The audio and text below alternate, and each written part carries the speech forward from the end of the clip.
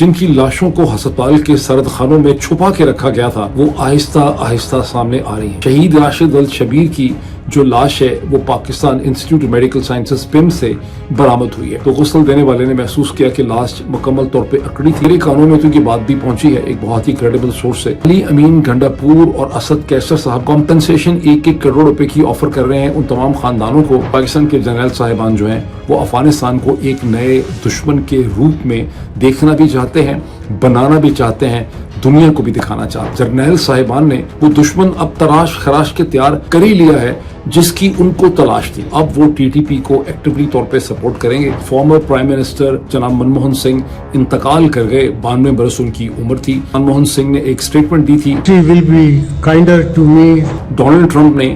2 چھلانگیں لگائی ہیں، دونوں ہی بہت انٹرسٹنگ ہیں۔ ڈونلڈ ٹرمپ کے وکیلوں نے امریکن سپریم کورٹ کو یہ استدعا کی ہے کہ آپ اس قانون کے اوپر امپلیمنٹیشن کو روک دیں۔ 1-2 لوگوں کو چھوڑ کے 181 میں سے باقی تمام لوگ جو ہیں وہ ہلاک ہو گئے ہیں۔ السلام علیکم، this is Moeed Pirzada in Washington, United status.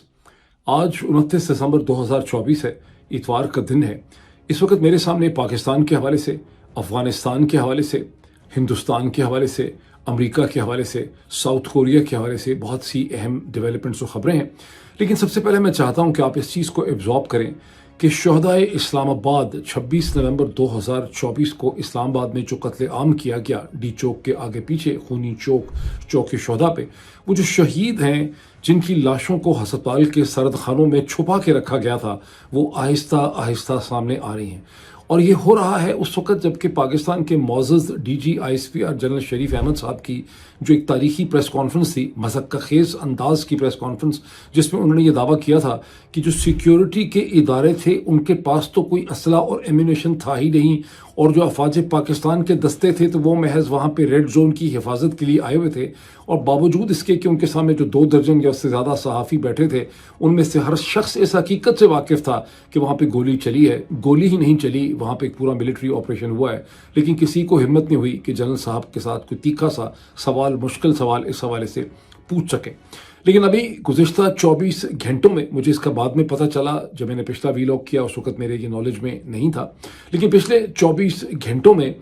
Rashid ولد شبیر کی جو لاش ہے، شہید راشد ولد شبیر کی جو لاش ہے وہ Pakistan Institute of Medical Sciences PIMS سے برآمد ہوئی ہے۔ سب سے پہلے مجھے آپ میں سے ایک صاحب جاوید آئی بی، جنہوں نے اپنا نام رکھا ہوا ہے، ان کے کامنٹ سے پچھلے ویلاگ کے بعد مجھے اس کا پتہ چلا، اور وہ کامنٹ میں آپ کو اسکرین کے اوپر دکھاتا ہوں۔ پھر میں نے تھوڑی سی جب ریسرچ کی سوشل میڈیا پہ تو اس حوالے سے بہت سی فوٹیج بھی ہے، بہت سے ٹویٹس بھی ہیں، بہت سی خبریں بھی ہیں، بہت سی تفصیلات بھی پائی جاتی ہیں، اور میں نے دیکھا کہ ڈاکٹر شہباز گل نے اس حوالے سے بہت تفصیل سے اپنے ویلاگ میں اس کا انہوں نے ذکر بھی کیا۔ لیکن آپ کے میں سے جن صاحب نے یہاں کامنٹ کیا جاوید آئی بی کے نام سے، اس کامنٹ میں یہ تھا کہ پہلے ایک نامعلوم شخص کی کال آئی راشد کے گھر میں کہ جناب ان کی ڈیتھ ہو گئی ہے ٹریفک کے حادثے میں، اسے اگنور کر دیا گیا، ان کے بھائی نے اگنور کر دیا۔ اس کے بعد ایک پولیس آفیسر نے کال کی، پھر وہ ہاسپٹل پہنچے تو انہوں نے دیکھا کہ لاش ان کی بہت پرانی ہو چکی تھی، ان کی ڈیتھ ابھی نہیں ہوئی، خاصے دن پہلے سے ہو چکی تھی، اور ان کو احساس ہوا، یہ بھی انہوں نے لکھا کہ وہاں پہ اور بھی بہت لاشیں موجود تھیں پیمز ہاسپٹل میں،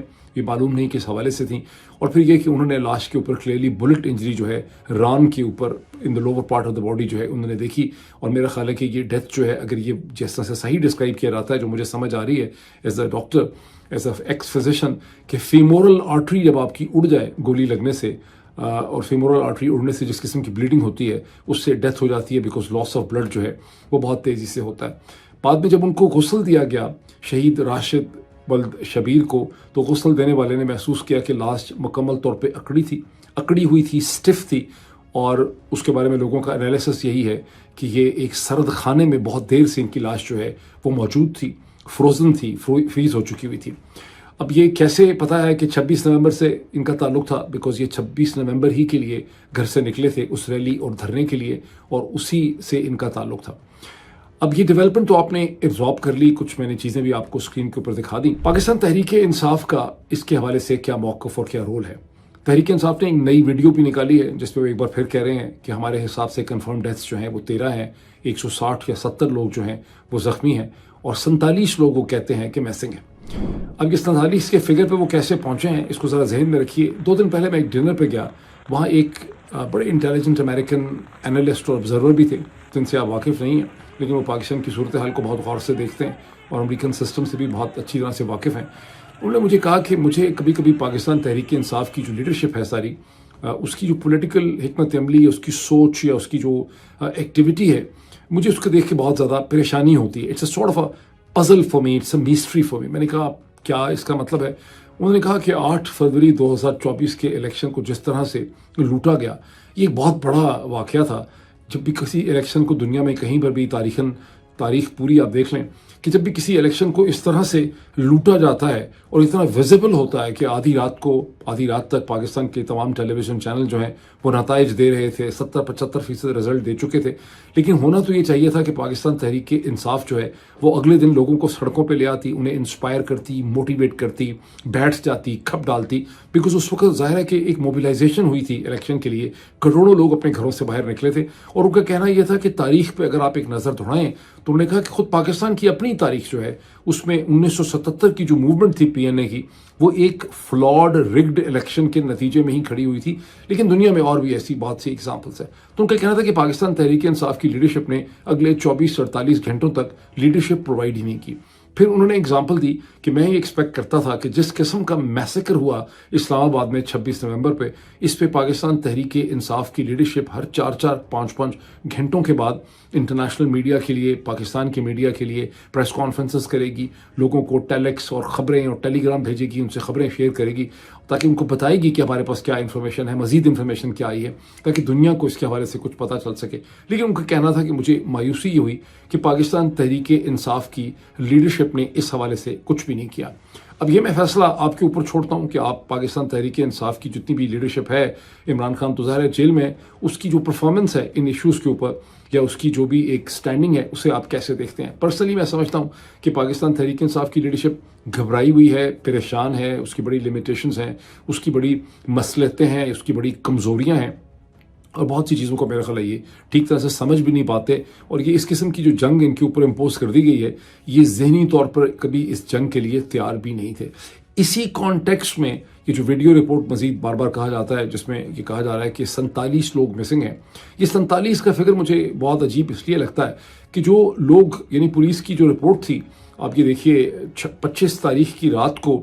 پولیس کی رپورٹ مجھے کسی نے بتائی کہ پولیس کی اسٹیمیشن تھی کہ 75 سے 80 ہزار لوگ جو ہیں وہ G11 کے ایریا میں موجود تھے جہاں پر بشرا بی بی تھیں. اگر یہ اندازہ صحیح ہو، اور مجھے کہنے والے نے یہ بھی بتایا کہ یہ پولیس کا اپنا اسٹیمیٹ انتہائی کنسرویٹو ہوتا ہے، اس کا مطلب ہے کم از کم 1 لاکھ آدمی جو ہے وہ اس وقت اسلام آباد کے اندر موجود ہے جو باہر سے اس نے انٹر کیا ہے. اب اگر 1 لاکھ کے لگ بھگ لوگ جو ہیں، اور خود بی بی سی نے اور بعض انٹرنیشنل اداروں نے بھی لکھا ہے کہ more than 50,000 people پر بیسکلی مارچنگ ان اسلام آباد، جب اتنی بڑی تعداد میں لوگ خیبر پختونخوا اور پنجاب کے مختلف ضلعوں سے، تحصیلوں سے، قصبوں سے، ڈسٹرکٹ سے، شہروں سے، گاؤں سے یہاں پہ آئے ہوئے تھے، یہ کسی کمپیوٹرائز لسٹ کے تحت تو آئے ہوئے نہیں تھے جس کے خلاف آپ ویریفیکیشن کر سکتے ہیں کہ کتنے لوگ اس لسٹ میں سے واپس پہنچے ہیں اور کتنے جو ہیں وہ گم ہو گئے ہیں، واپس نہیں پہنچ سکے.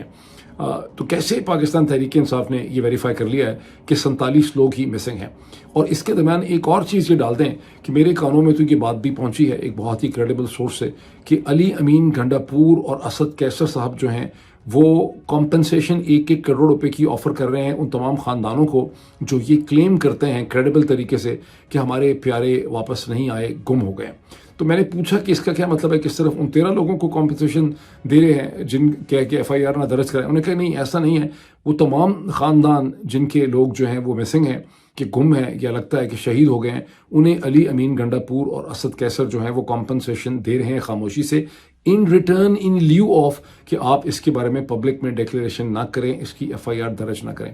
اگر یہ انفارمیشن صحیح ہے تو پھر PTI کی جو دوسری لسٹ ہے 47 کی مسنگ والی، اس پہ بھی مجھے بہت زیادہ شک ہے کہ یہاں پر بھی پاکستان تحریک انصاف کسی مصلحت کا سہارا جو ہے وہ لے رہی ہے. اب آئیں افغانستان پاکستان کی طرف. آپ میں سے بہت سے لوگ سوشل میڈیا پہ سن چکے ہوں گے کہ تقریباً 1 دن پہلے افغان طالبان نے 24 گھنٹے پہلے پاکستان کی بارڈر پوسٹ کے اوپر بہت ہی انٹینس فائر انہوں نے کھولا. اس پہ وہ ویڈیوز بھی ہیں جس میں پشتو یا دری زبان کے اندر للکارا جا رہا ہے، بہت زیادہ شور مچایا جا رہا ہے. لیکن اب افغان طالبان کی منسٹری آف ڈیفنس نے یہ کنفرم کر دیا ہے کہ انہوں نے دشمنوں کو اکراس دی ہائپوتھیٹیکل لائن نشانہ بنایا. روئٹر جو انٹرنیشنل بہت ہی کریڈیبل خبر رساں ایجنسی ہے، اس نے افغان طالبان سے جب یہ پوچھا کہ آپ نے کیا پاکستان کی پوسٹس پہ یہ فائرنگ کی ہے اتنی انٹینس قسم کی، تو انہوں نے کہا کہ نہیں، ہم نے تو ہائپوتھیٹیکل، ہمیں تو پتہ نہیں ہے، کیونکہ ہمیں تو پتہ نہیں ہے کہ درمیان میں کوئی بارڈر ہے، یعنی ڈیورنڈ لائن کو اب وہ ہائپوتھیٹیکل بارڈر کہہ رہے ہیں، مانتے تو پہلے بھی نہیں تھے، لیکن اب انہوں نے اس کو آفیشلی طور پہ ایک نان بارڈر کہنا شروع کر دیا ہے، اور انہوں نے کہا کہ ہمارے ہی علاقے کی دوسری طرف سے ہم پہ فائر آ رہا تھا اور ہم نے اس کا بڑا سخت قسم کا جواب دیا ہے۔ روئٹرز کی ایجنسی یہ کہتی ہے کہ پاکستان کی افواج کا یہ کلیم ہے کہ انہوں نے بڑا دنداں شکن قسم کا جواب دیا ہے، بہت ہیوی انہوں نے رسپانس دیا ہے، تاہم پاکستان کا ایک سپاہی جوان جو ہے وہاں پہ ہلاک ہوا ہے۔ اب وہ ہلاک ہوا ہے، یہ شہید ہوا ہے، اس کا فیصلہ میں آپ لوگوں کے اوپر چھوڑتا ہوں۔ یہی وہ دن تھے، اگر آپ میں سے جو لوگ مجھے مسلسل فالو کرتے ہیں تو آپ کو یاد ہوگا بہت ہفتے پہلے میں نے آپ کو یہی اگزامپل دی تھی کہ جب افغان طالبان اور پاکستان دونوں طرف اگر مسلمان ہی ہوں گے اور ان کا ایشو بھی کسی کو ٹھیک طرح سے سمجھ نہیں آئے گا کہ یہ کس کاز کے اوپر ان کی لڑائی ہو رہی ہے، تو آپ کس کو شہید کہیں گے اور کس کو جام بحق اور کس کو ہلاک کہیں گے، یہ فیصلہ آپ یہاں پہ خود کر سکتے ہیں۔ مجھے تو منگلا کنٹونمنٹ کے اسکول میں میرے اساتذہ نے، اور میرے مولوی صاحب ہوتے تھے اسماعیل، ہمیں پڑھایا کرتے تھے مولوی اسماعیل، ان کو کہتے تھے کہ میرے گھر والوں نے، میری ماں نے جو ڈیفینیشن دی تھی شہید کی، وہ یہ تھی کہ شہید وہ لوگ ہوتے ہیں جو کسی بہت بڑے کاز میں سنسیئرٹی، سچے طور پہ، سچے دل سے اس میں بلیو کرتے ہیں، اتنا بلیو کرتے ہیں اس کاز میں کہ اس کی خاطر اپنی زندگی کی قربانی بھی وہ دے سکتے ہیں، اور اگر اس راہ میں وہ مارے جائیں، وہ، اور ہمارے ذہن میں یہی تھا کہ اپنے بارڈرز کا ڈیفینڈ کرتے ہوئے کسی بڑے کاز میں جو پاکستان فوج کے سپاہی مارے جاتے ہیں ہم انہیں شہید کہتے ہیں۔ تو ہم تو ساری عمر اسی ڈیفینیشن پہ چلتے رہے، اب آپ لوگ اپنی اپنی ڈیفینیشن اپلائی کر دیں اس پوری سچویشن پہ۔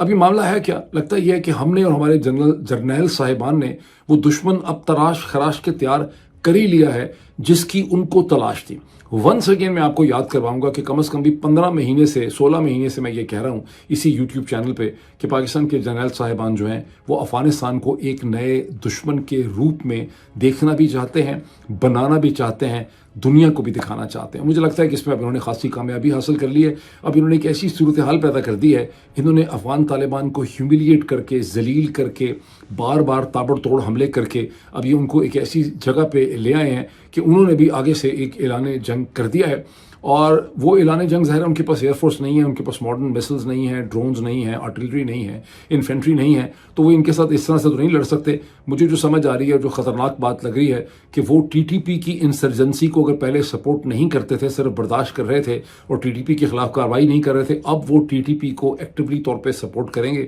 اور یہ عین ممکن ہے کہ وہ پاکستانی بلوچستان کے اندر بھی سیاسی بے چینی میں اضافہ کریں۔ لیکن اس سے ہمارے جرنیل صاحبان کو، مجھے شک یہ ہے کہ کسی بھی قسم کی پریشانی نہیں ہے، بیکاز ان کا مقصد ہی یہ تھا، بیکاز جب 2019 کے بعد انہیں یہ بتا دیا گیا، بڑے واشگاف طریقے سے کلیئر کر دیا گیا کہ ہندوستان کے ساتھ آپ پنگا نہیں کر سکتے، چھیڑ خانی نہیں کر سکتے، جو شرارتیں اور چالاکیاں آپ اکراس دا بارڈر ایل او سی کرتے رہتے ہیں اس کی اب آپ کو اجازت نہیں ہے۔ تو اس کے بعد سے ان کی جو لیجیٹیمیسی ہے as a national security state وہ خطرے میں پڑ چکی تھی۔ پھر 2021 میں انہوں نے سیز فائر کیا جنرل باجوہ نے، اب جنوری 2021 میں، تو جنوری 2024-25 اب شروع ہو رہا ہے، 4 سال اس کے ماشاءاللہ مکمل ہو جائیں گے۔ ان 4 سال میں آپ نے دیکھا ہے کہ ہندوستان کا ایک دشمن کی حیثیت سے تصور پاکستان کی فوج اور پاکستان کے ذرائع ابلاغ کے لیے ختم ہو چکا ہے۔ کچھ پرانے بیچارے لوگ ہیں جن کا سافٹ ویئر ابھی اپڈیٹ نہیں ہوا، انہیں اس کی سمجھ نہیں آ رہی، ورنہ یہ کانسیپٹ وہاں سے ختم ہو چکا ہے۔ اب اس کانسیپٹ کے اندر نئے دشمن کی جو تلاش تھی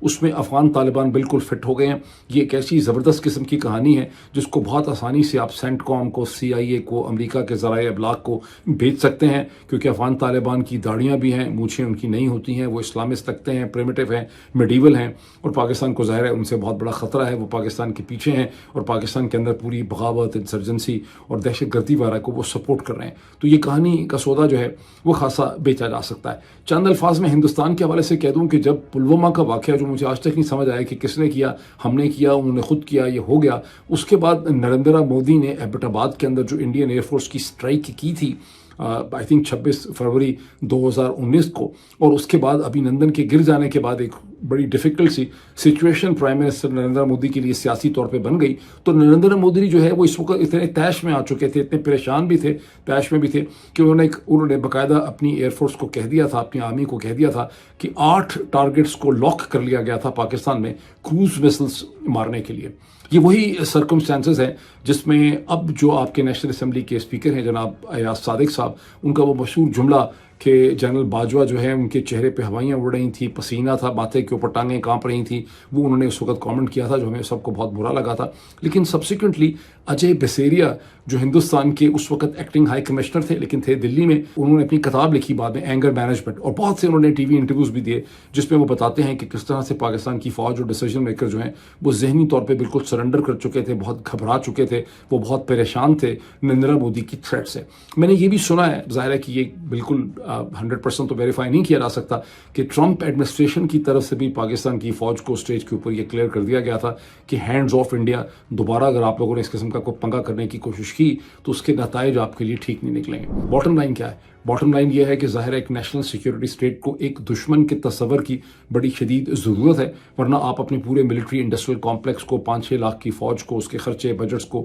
کیسے جسٹیفائی کریں گی، اس کی اہمیت کو، اس کے ترانوں کو، گیت کو، ISPR کے اوپر جو پتہ نہیں 1-2 ارب روپے خرچتے ہیں اس کو کیسے جسٹیفائی کریں گے. تو اس ساری جسٹیفیکیشن کے لیے مجھے شک یہ ہے ایز پر مائی انالیسس کہ انہوں نے اب افغان طالبان کو ایک دشمن کے طور پہ لاک کر لیا ہے with disastrous implications for both the provinces of Pakistan, Khyber Pakhtunkhwa and Balochistan. جب ہندوستان اور نریندر مودی کا ذکر ہو ہی گیا تو تھوڑا ہم نظر دھڑا لیں ہندوستان کے اوپر، جہاں تھرسڈے کے دن، جمعرات کے دن، فارمر پرائم منسٹر جناب منموہن سنگھ انتقال کر گئے. 92 برس ان کی عمر تھی. وہ پرائم منسٹر بھی رہے، اس سے پہلے ہندوستان کے فائنانس منسٹر بھی رہے. سنڈے کے دن بہت ارلی مارننگ میں، اتوار میں، انہیں کریمیٹ کیا گیا، رسومات ان کی مکمل ہوئیں، ان کی راکھ کو جمنا میں بہا دیا گیا. اپنی زمانے میں جب وہ پرائم منسٹرشپ ختم کر رہے تھے تو اس وقت منموہن سنگھ نے ایک سٹیٹمنٹ دی تھی. انہوں نے یہ کہا تھا کہ تاریخ جو ہے، ہسٹری ول جج می کائنڈلی، اور اس کا یعنی مجھے تاریخ جو ہے وہ مجھ سے انصاف کرے گی. اس کا بیک گراؤنڈ یہ تھا کہ اس وقت ہندوستان کا میڈیا ان کو بہت رگڑتا تھا، کہا جاتا تھا کہ یہ سونیا گاندھی کے محض ایک ٹول ہیں، بہت کمزور ہیں، ڈیسیجن میکنگ نہیں کر سکتے. کانگریس کی حکومت پہ بہت کرپشن بھی تھی، خود پہ ان پہ خیر کبھی کرپشن کے الزامات جو ہیں وہ نہیں لگے. He will be kinder to me than the contemporary media or the وہ بات صحیح ثابت ہوئی، بیکاز ہندوستان اور دنیا بھر کے میڈیا نے اسٹیج کے اوپر یہ لکھا کہ منموہن سنگھ ہی ہندوستان کی جو اکنامک ریفارمز اور اوپننس ہوئی ہے فرام ارلی 1990s، اس کے وہ آرکیٹیکٹ تھے، وہی اس کو بنانے والے تھے. اور ہندوستان کے موجودہ پرائم منسٹر نریندر مودی اور پریزیڈنٹ جو ہیں ہندوستان کی خاتون، وہ ان کے فیونرل کے لیے وہاں پہ پہنچے، ان کی رسومات کے لیے. اور اس موقع پہ نریندر مودی نے ایک اسٹیٹمنٹ دی. انہوں نے کہا کہ Manmohan Singh was one of the most, or perhaps one of the most distinguished citizens of India. اب آئیں امریکہ، جہاں میں اس وقت موجود ہوں، اور دیکھیں کہ واشنگٹن کی پالیٹکس کے اندر پریزیڈنٹ الیکٹ ڈونلڈ ٹرمپ جو ہیں وہ کس قسم کی پولیٹیکل سمرسالٹ جو ہیں وہ مار رہے ہیں. گزشتہ 24 گھنٹوں میں ڈونلڈ ٹرمپ نے 2 چھلانگیں لگائی ہیں، دونوں ہی بہت انٹرسٹنگ ہیں. ایک ٹک ٹاک کے حوالے سے اور ایک H-1B ویزاز کے حوالے سے.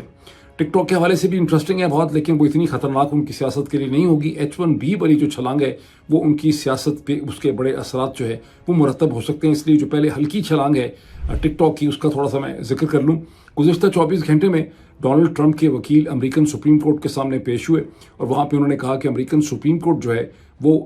جو قانون بنا تھا ٹک ٹاک کے خلاف، اسے فوری طور پر امپلیمنٹ نہ کرے. اب یاد رہے کہ یہ قانون وہ ہے جو جسٹس ڈپارٹمنٹ نے بنایا تھا کہ ٹک ٹاک جو ہے یہ نیشنل سیکیورٹی کے لیے ایک تھریٹ ہے، بیکاز اس کی چائنیز اونرشپ ہے. یا تو ٹک ٹاک کی اونرشپ اسے نان چائنیز ہینڈز میں بیچ دے. پھر اس قانون کو کانگریس نے بھی بنایا. اب اس قانون کو ٹک ٹاک نے چیلنج کیا ہوا ہے امریکن سپریم کورٹ کے سامنے، اور ٹک ٹاک کا کہنا یہ ہے کہ ٹک ٹاک کا سارا جو ڈیٹا ہے وہ امریکہ کے اندر ہی موجود ہے، اس کے سرورز کے اندر موجود ہے امریکن کمپنیز میں، اور اس کی ساری پروسیسنگ بھی امریکہ کے اندر ہوتی ہے، اور یہ اس کے لیے تھریٹ نہیں ہے. لیکن ڈونلڈ ٹرمپ نے اب سپریم کورٹ نے اس کے اوپر فیصلہ سنانا تھا 19 جنوری کو، اور ڈونلڈ ٹرمپ نے پریزیڈنسی کا حلف لینا ہے 20 جنوری کو، وائٹ ہاؤس انہوں نے پہنچنا ہے. تو ڈونلڈ ٹرمپ کے وکیلوں نے امریکن سپریم کورٹ کو یہ استدعا کی ہے کہ آپ اس قانون کے اوپر امپلیمنٹیشن کو روک دیں ٹل پریزیڈنٹ ٹرمپ کو موقع دیں کہ پریزیڈنٹ بن کے ٹک ٹاک کے مسئلے کا کوئی سیاسی حل جو ہے وہ نکالیں. ویسے تو ڈونلڈ ٹرمپ کو بارگین کرنے کا بڑا شوق ہے. انڈیکیشن یہاں پہ یہ ہے کہ یہاں پہ وہاں پہ وہ ٹک ٹاک کے ساتھ، یہ چائنیز کے ساتھ بارگین کرنا چاہیں گے. تاہم اس کا بہت انٹرسٹنگ بیک گراؤنڈ یہ بھی ہے کہ ڈونلڈ ٹرمپ کی کیمپین کے اندر ٹک ٹاک نے انویسٹ بھی کیا اور ٹک ٹاک کے پلیٹ فارم نے ڈونلڈ ٹرمپ کی کیمپین کو سپورٹ بھی کیا. اور چند دن یا چند ہفتے پہلے ٹک ٹاک کی جو چائنیز سی او ہیں ان کی ڈونلڈ ٹرمپ کے ساتھ ملاقات ہوئی اور اس کے بعد ڈونلڈ ٹرمپ نے ایک اسٹیٹمنٹ بھی دی. انہوں نے کہا کہ ٹک ٹاک بڑی اچھی ایپ ہے, ویری ویری گڈ, اور میں تو I'm very warm to the app of the TikTok. We'll take a look at TikTok. You know, I have a warm spot in my heart for TikTok because I won youth by 34 points. یہ اب ان کی position جو ہے وہ change ہو گئی. بہرحال یہ اتنی خطرناک ان کے لیے شاید ثابت نہ ہو. جو دوسری ان کی ڈیولپمنٹ ہے H1 ویزاز کے حوالے سے,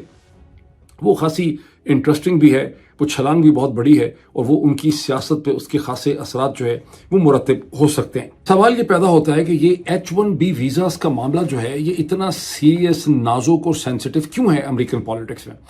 اس کی وجہ یہ ہے کہ اس کا تعلق امریکیوں کی اپنی جابز کے ساتھ ہے, اور H1B ویزا کے لیے جو فرم دیتی ہے H1B ویزا کسی فارنر کو, اس سے قانونی طور پہ یہ جسٹیفائی کرنا پڑتا ہے کہ اس کیپیبلٹی, اسکل سیٹ, نالج کا اور اس قسم کی جو اسکلس ہے وہ پورے امریکہ کے اندر اس کو ایسا بندہ مل ہی نہیں رہا تھا. ظاہر ہے اس میں خاصی ڈرامے بازی ہے, اور